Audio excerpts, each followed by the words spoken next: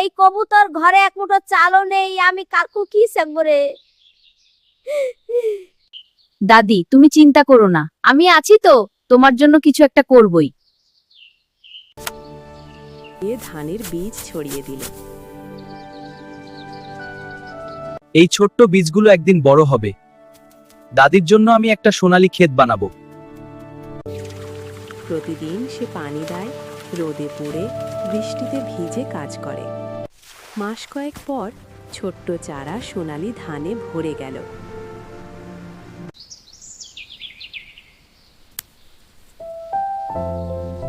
ধানগুলো দাদির কাছে নিয়ে যায়।